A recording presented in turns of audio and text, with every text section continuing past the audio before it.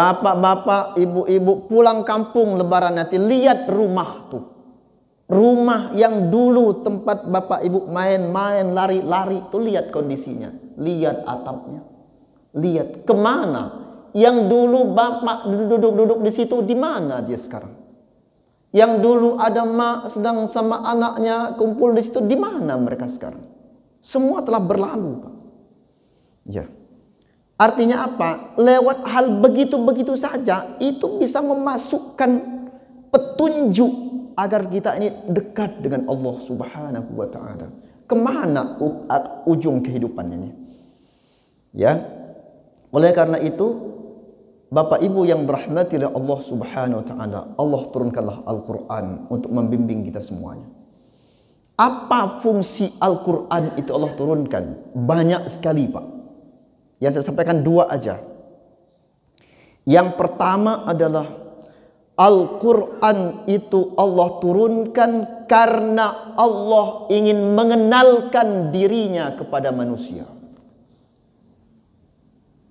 Agar kita kenal sama Allah, Allah turunkanlah Al-Quran itu. Maka kemudian surah pertama saja, surah Al-Fatihah, Allah nyatakan Bismillahirrahmanirrahim. Allah kenalkan, aku ini Allah. Sifatku sangat pengasih, sangat penyayang. Itu Allah kenalkan dia. Bismillah, dengan nama Allah. Aku tuh pengasih, penyayang sama siapapun. Enggak pernah zalim. Sampai orang kecelakaan pun bukan Allah benci, bukan. Bukan Allah zalim, bukan. Tapi sayangnya Allah kasih dia itu. Kenapa demikian? Ada hikmah yang lebih besar yang akan ia dapatkan setelah itu terjadi nanti. Allah. Ya. Maka setiap yang terjadi yang menyakitkan dalam diri kita ini, itu sebenarnya Allah sayang sama kita. Allah ingin menyelamatkan kita dari bencana yang lebih besar lagi dari itu. Allah kasih yang itu tuh. Allah kenalkan dirinya. Ya. Masihkah kita ini maaf itu ya, beri maaf yang sudah sering mengaji terus masih enggak menganggap Allah itu pengasih penyayang? Kapan lagi kita ini mau sadar sebenarnya? Masihkah kita menganggap, kenapa begini, kenapa kok dia. Itu ciri bahwa dalam hati kita itu belum berkeyakinan bahwasanya Allah itu maha pengasih dan maha penyayang. Allah kenalkan dirinya. Bismillahirrahmanirrahim. Ar-Rahmanirrahim. Allah ulang lagi itu. Alhamdulillahi Rabbil Alamin. Segala puji itu bagiku. Aku ini penguasa alam semesta ini. Allah kenalkan lagi dia. Yang memuji-muji, yang merasa, saya ini hebat. Udah. Allah sudah kenalkan dirinya. Yang hebat itu dia. Yang layak dipuji itu dia. Kita enggak dipuji orang, kadang-kadang kita tersinggung. Sebenarnya siapa diri kita ini? Maka maaf, berulang kali kita baca Quran, khatamkan Quran, itulah tujuannya itu. Allah kenalkan dirinya. Dia itu zat yang maha terpuji. Segala puji hanya bagi dia. Alhamdulillah, siapapun yang belajar bahasa Arab, itu bentuknya ma'rifat. Yadullu ala kulli syai'in, menunjukkan sesuatu yang pasti dan bukan untuk yang lain. Ya, alhamdulillah, segala puji bagi Allah. Segala puji-pujian itu kata Allah bagiku. Aku ini kata Allah Rabbul Alamin, penguasa alam semesta ini. Allah kenalkan dirinya. Bukan kita penguasa itu. Hebatnya presiden itu jangan semena-mena. Gubernur, bupati, wali kota. Kenapa demikian? Bukan dia yang penguasa itu. Allah yang penguasa itu. Kalau alam jagat raya ini, Allah nyatakan bukan bumi ya. Allah enggak menyatakan bumi, tidak. Tidak. Alam ini menyangkut alam-alam dunia, alam akhirat, ada planet-planet banyak luasnya, luar biasa. Gak usah jauh-jauh Pak, bapak-bapak, ibu-ibu yang dirawat di Rumah Sakit Bintang Amin, naiklah ke lantai 7 di atas, lihat ke bawah Pak. Mobil itu Pak, kayak anak-anak bilang Hot Wheel itu Pak, mobil mainan Hot Wheel kecil, lihat tuh, iya kecil mobil, kayak mana manusia, kayak semut Pak. Kita membunuh semut, terus gampang semut, nah nggak ada dosa, tuh. Andaikan ada makhluk Allah yang ingin membunuh kita itu Pak, kita tuh seperti semut Pak dari atas itu. Mereka nggak tahu mana kaki kita Pak, mana telinga kita, mana hidung, nggak tahu Pak. Ya, kita zaman dulu Pak, belalang itu tangkep, set, copot kakinya satu, ketawa kita lihatnya, jalannya apa namanya kencot-kencot. Ya, luar biasa tuh. Allah tuh penguasa alam semesta. Habis itu Ar-Rahman Ar-Rahim, Allah, aku ini pengasih penyayang. Ketahuilah, aku ini pengasih penyayang.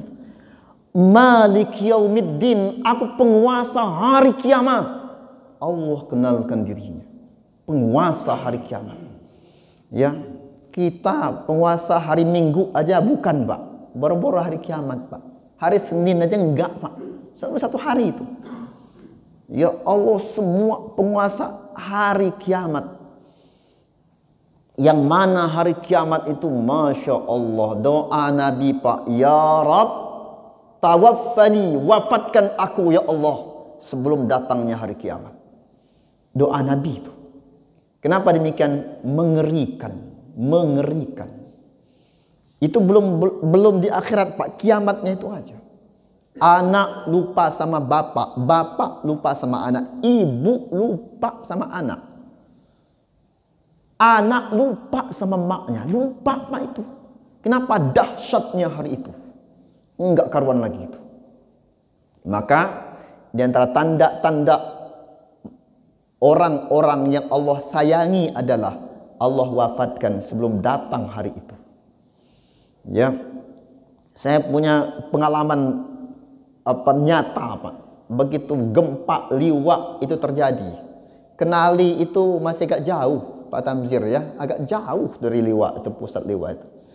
Pak Tamzir itu termasuk pusat lah dia, ataupun nggak pas bener ya, termasuk pusat itu. Apa namanya, Kesugihan Lama itu. Ya, jauh Pak tempat saya itu, beda kecamatan. Sekarang beda 2 kecamatan sekarang. Batu Berak dengan Belalau. Dulu Batu Berak belum, Belalau aja. Sekarang Belalau, Batu Berak, baru balik bukit. Beda Pak, jauh.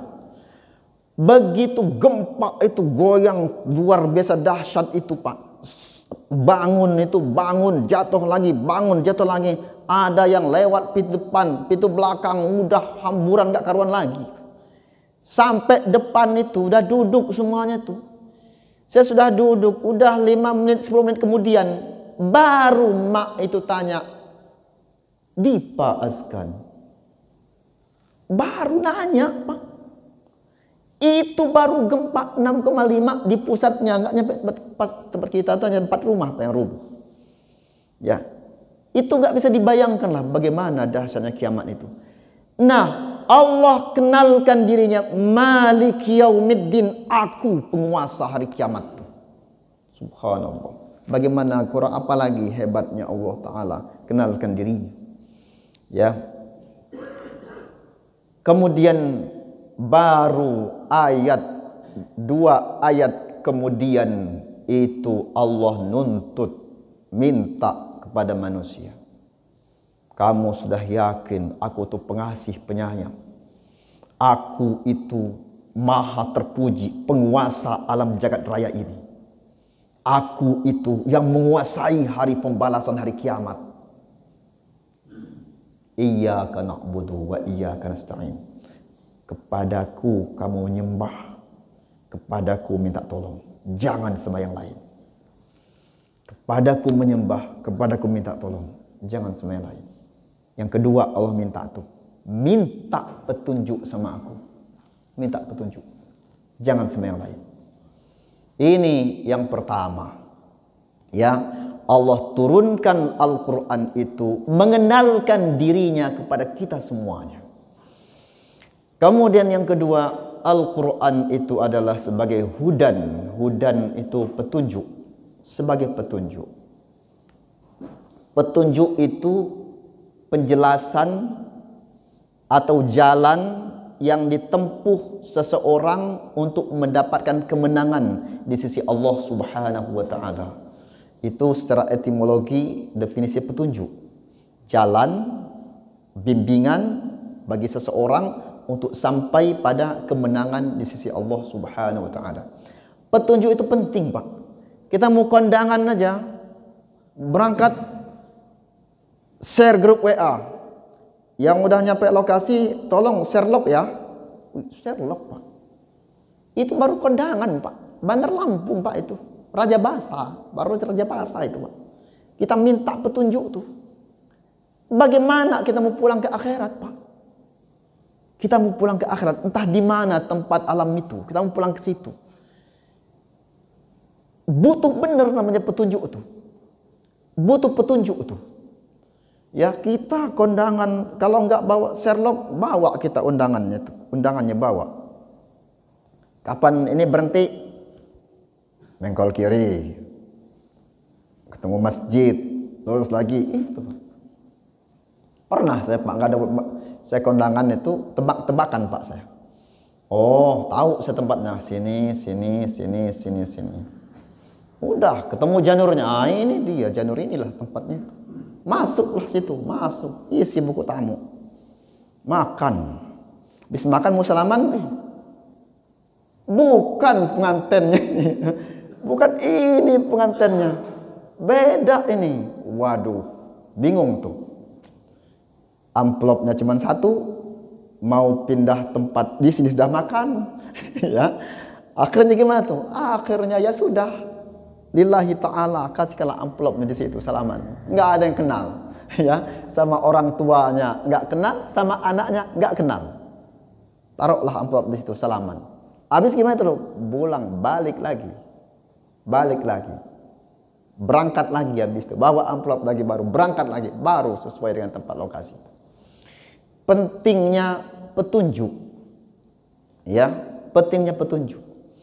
Maka subhanallah, orang tua kita dulu bukan orang kaya, Pak.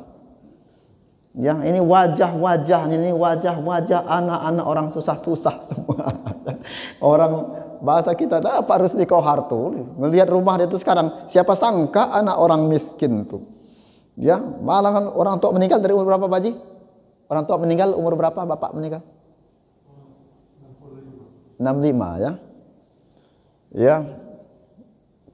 Jadi itu masa-masa itu luar biasa tuh. Tapi orang-orang tua kita zaman dulu itu berkah hidupnya, jarang yang punya anak satu tuh, Pak. Anak 1, 2 itu jarang. 3, 4, 5, 6, 7 anak itu. Ya, kapan makan itu nasi itu berkah betul, Pak. Kadang mau makan itu nggak mulai makan kalau ada yang belum ngumpul tuh. Ngumpul. Mana satu lagi belum mulai. Yang nunggu udah kelaparan kapan lagi mulai ini. Belum mulai juga tuh.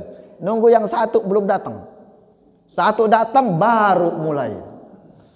Dikuatkannya doa Bismillahirrahmanirrahim. Nah, yang ngasih makan kita nih Allah Ta'ala. Yang menumbuhkan padi ini Allah Ta'ala. Yang memberikan api Allah Ta'ala. Bersyukurlah kepada Allah. Singkat tausiah itu. Enggak pakai salam, enggak pakai hamdalah, ya. Singkat tausiah itu. Habis itu barulah makan bersama-sama tuh, makan. Udah dibagi. Ya, ini sayurnya, ikan asin itu udah potong-potong, sekarang dibelah tuh. Tuh. Jangan sampai terjadi mengambil hak orang lain, sengketa terjadi, ya. Ya udah, bagiannya masing-masing udah dibagi itu. Yang baru makan tuh, subhanallah. Berkah. Sekarang cobalah kita berjuang mengembalikan masa-masa itu, Pak, walaupun nggak sempurna. Sekarang makan aja nggak ketahuan lagi, siapa belum sudah nggak ketahuan lagi. Kadang-kadang yang terakhir nyampe itu udah habis semua, tulang-tulangnya aja. Ya, Ramadan ini Allah ajarkan bahkan bareng lagi lah seperti dulu tuh. Buka puasa, terserahlah makan, mau habis maghrib, habis tarawih, kumpul semuanya, ayo makan bareng lagi. Masa-masa indah selagi anak cucu masih di rumah, Pak. Nanti tiba-tiba pergi semua mereka itu, pergi semuanya, jauh semuanya. Kita hanya duduk sendirian. Dulu anak, dulu. Masa-masa indah itu lagi-lagi. Begitu orang-orang tua kita dulu menanamkan untuk mendapatkan hidayah itu. Ya, ke sawah mereka, ke ladang mereka, tikar kecil, Pak. Bukan sejadah, kaya yang punya sejadah itu, Pak. Tikar kecil khusus digantung atau digulung, diikat. Untuk apa tuh? Sajadah sholat, Pak. Di kebun, di sawah. Pasang itu tuh. Kenapa? Tiba masanya sholat, berhenti. Pakaian ala kadarnya, sarung udah ngelinting, nggak karuan lagi. Ya bukan karena ini, nggak ada. Nyetrika itu susah, Pak. Saya nyetrika tuh kebagian saya baji. Setrika besi yang gambar ayam penutupnya itu. Lama itu, Pak, kipas-kipas itu untuk nunggu sampai panas itu. Ya. Habis itu juga kadar panasnya itu kalau udah ahli, kayak Pak Hendra udah ahli itu. Udah ahli itu baru udah tahu dia mengukur kadar panasnya itu. Kalau yang nggak ahli itu, ntar kepanasan, mau mutung lagi, kayak daun pisang lagi. Itu ilmu begitu tuh. Nah masa-masa begitu tuh, jarang yang nyetrika pun jarang-jarang yang nyetrika itu. Nah tapi mereka itu taat, tenang hidup itu. Bahagia hidup itu. Selesai panen bagilah. Udah selesai panen itu udah ini khusus nih. Ini apa ini? Zakat ini. Jangan otak-atik sama orang yang ini nih. Satu pun anak nggak berani nggak geser itu sebelum sampai pada yang berhak untuk menerimanya. Jauh masjid dari kebun-kebun itu, Pak, nggak ada yang dekat nggak, Pak? Jauh semua tuh. Kalau bahasa orang baik kadang sumpuk. Ya jauh sana itu masjid itu. Kapan Jumatan tuh, Pak? Jam 9, jam 8 udah jalan kaki. Mana ada motor, jalan kaki. Naik gunung, turun gunung, lewat nyebrang kali. Hanya apa tuh? Untuk bisa ke masjid menunaikan sholat Jumat berjamaah. Kenapa bisa mau begitu? Ada petunjuk hidayah masuk dalam dirinya. Ada petunjuk. Ya. Nah, mereka semua itu semua tingkah laku perbuatan mereka itu mengajarkan ilmu kepada kita semua anak cucunya ini. Kalau kita aja lah, merenung aja lah sebentar di rumah, merenung sebentar. Ingat bapak dulu, apa kata dia dulu.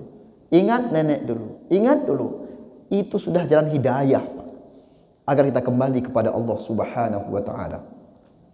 Oleh karena itu, hanya mengupas hidayah ini, Al-Imam Al-Ghazali mengarang satu kitab Bidayatul Hidayah berbahasa Arab setebal begini nih, Pak. Hanya mengupas hidayah ini aja nih. Ini kalau diterjemahkan 3 kali ini, Pak, berbahasa Indonesia. Hanya mengupas ini aja. Maka beliau mengatakan tingkat-tingkat hidayah itu ada namanya hidayah. Pertama, hidayah ilhami. Naluri.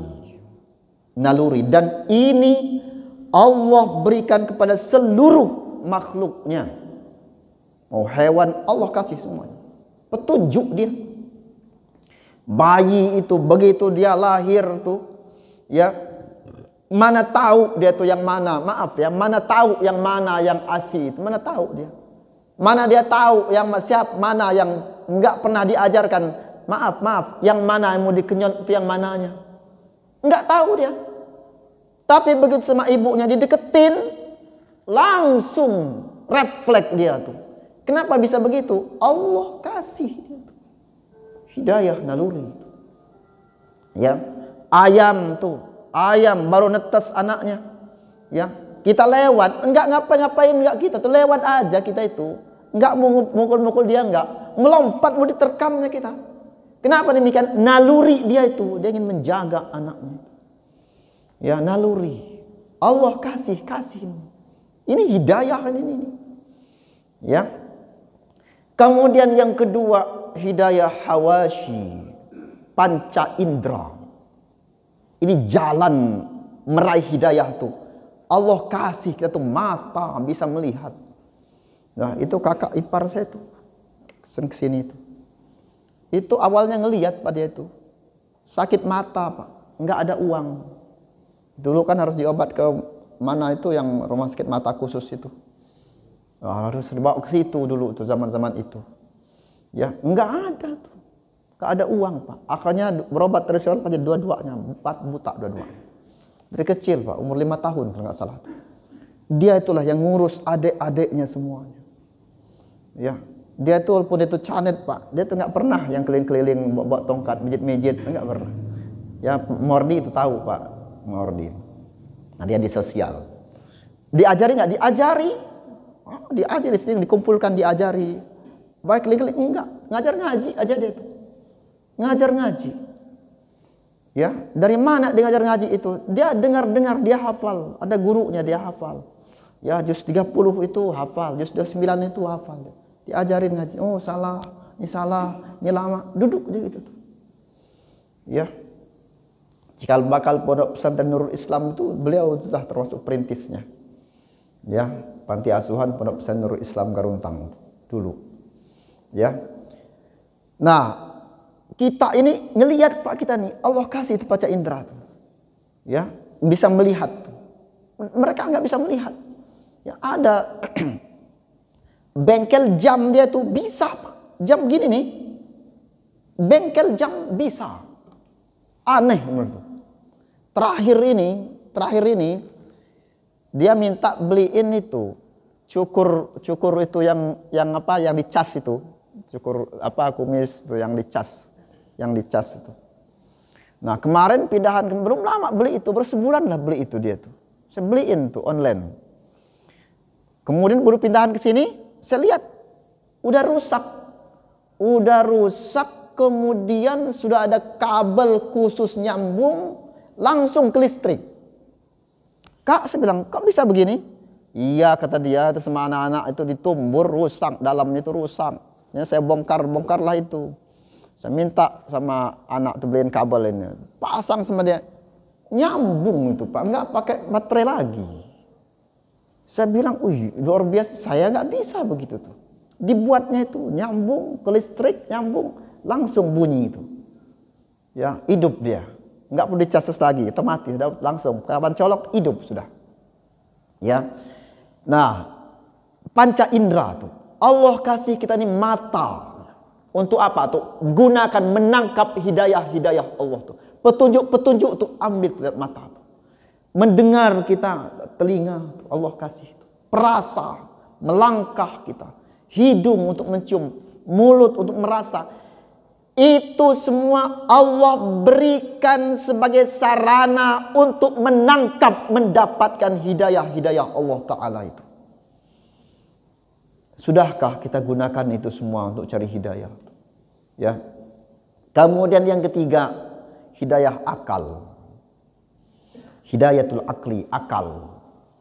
Akal kita ini. Ya.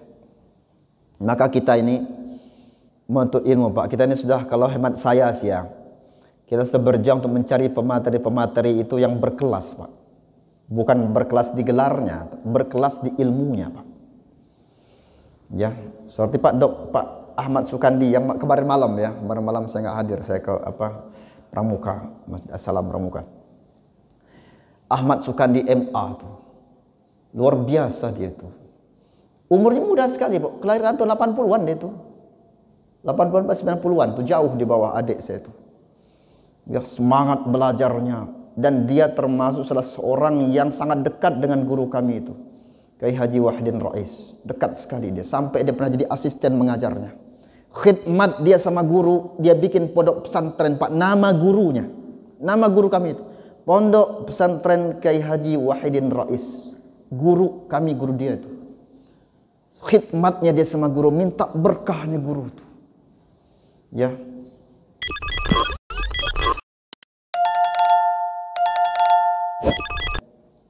Dan beliau khusus Ramadan ini Sabtu aja Pak. Selain itu nggak kebagian jadwal itu, Pak. Nggak sempat lagi, dia nggak ada waktu. Ya, seminta masukkan dia di hari Ahad, subuh Ahad, nggak bisa lagi, Pak. Sabtu luar Ramadan full, Pak. Kita minta itu Ramadan 3 kali itu di sini, Pak. Menggambleng penyakit hati kita yang musyrik itu kita berjuang keluarkan tuh. Maka adab menuntut ilmu itu yang saya pelajari dalam kitab Ta'limul Muta'alim 3. 1. Muliakan guru.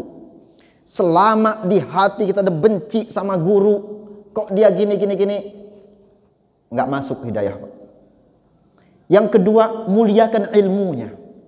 Yang ketiga, muliakan kitabnya. Mana ada di pesantren orang megang kitab tuh gini, Pak? Nggak ada kitab itu. Letak sebelum belajar itu Al-Fatihah untuk yang punya kitab. Begitu adab. Ya. Karena hidayah itu seperti matahari, Pak.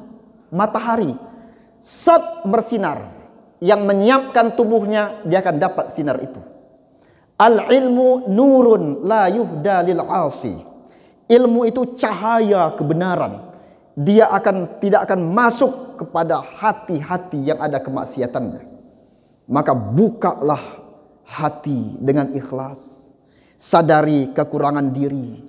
Siap menerima ilmu. Mudahkanlah ya Allah. Ada yang beda dalam benak kita itu.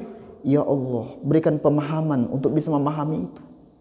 Sampai selesai, belum paham juga, tanya. Bukan protes, Pak.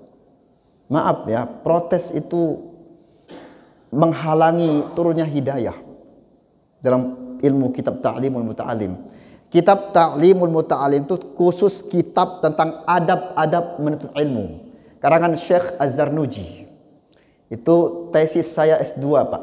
Tentang metode pembelajaran Al-Imam Al-Ghazali dan Al-Imam Az-Zarnuji. Kitab 2 itu. Adabul Muta'alim wal Mu'alim. Adab seorang guru dan seorang murid. Ya, bukalah itu. Buka hati siap untuk menerima itu. Muliakan guru, muliakan ilmu, muliakan kitabnya. Apalagi Al-Quran, muliakan. Termasuk Yasin, Pak. Yasin kadang-kadang bagi Yasin. Yasin. Bagi Yasin. Ya. Kalau yang bagiin saya sih gagu sih nggak apa-apa. Sebenarnya dia kondisinya gitu. Ya, kita teriak-teriak juga nggak dengar dia. Ya. Nah, jadi itu ya. Panca inderanya, ya. Bukan akal ini. Ini metode untuk mendapatkan ilmu, hidayah. Ya. Naik lagi derajat yang berikutnya, hidayatuddin, hidayah agama. Hidayah agama naik, ini udah level yang keempat nih, hidayah agama. Akal itu, kenapa demikian? Banyak hal-hal, Pak, yang nggak masuk akal tentang agama ini. Maka di atas agama ini, di atas akal itu agama yang membackupnya. Baca aja kitab hadis, Pak, tentang kubur. Begitu nanti seorang hamba masuk ke dalam kubur, kemudian dia didudukkan datanglah malaikat Munkar dan Nakir. Kemudian dia didudukkan dan ditanya, "Marrabbuka?" Nanya kita, ke mana pula cara malaikat mendudukkannya itu? Sempit betul tempat itu. Mau duduk kayak mana di dalam itu? Ya, masuk di akal kita enggak masuk. Gimana ini agama membackup nih di atas ini nih? Maka siapapun yang menuhankan akalnya, dia enggak akan dapat hidayah. Banyak maaf, profesor, doktor enggak pernah sholat. Kenapa? Dia menuhankan akalnya. Enggak nyampe hidayah itu, Pak. Akal di backup sama agama. Ya, contoh yang lain lagi. Kemudian datanglah malaikat Munkar Nakir, disiksa dan dipukul, dia dihimpit, putus, remak tulang-tulang rusuknya dihimpit oleh bumi. Penderitaan yang luar biasa.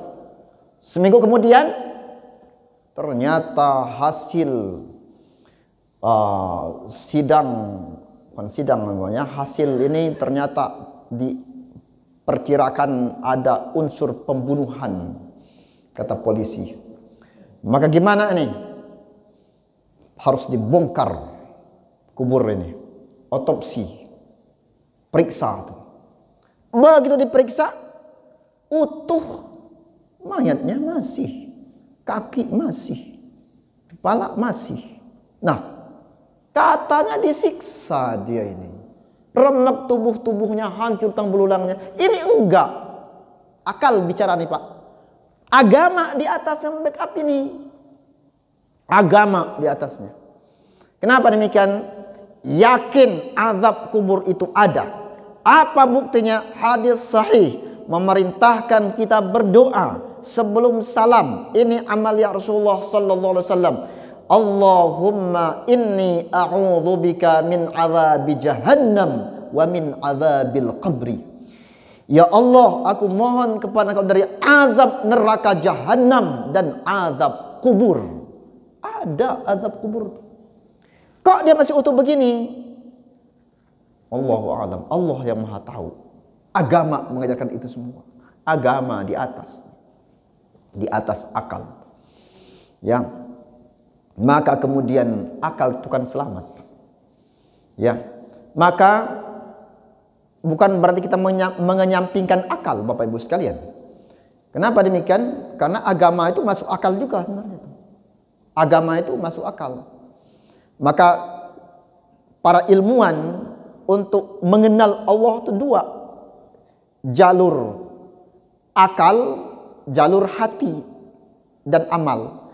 Jalur akal inilah filsafat. Ya, jalur hati dan amal inilah ilmu tauhid, tasawuf. Menyatu dua ini sempurna pemahamannya. Terpisah dua ini enggak sempurna pemahamannya.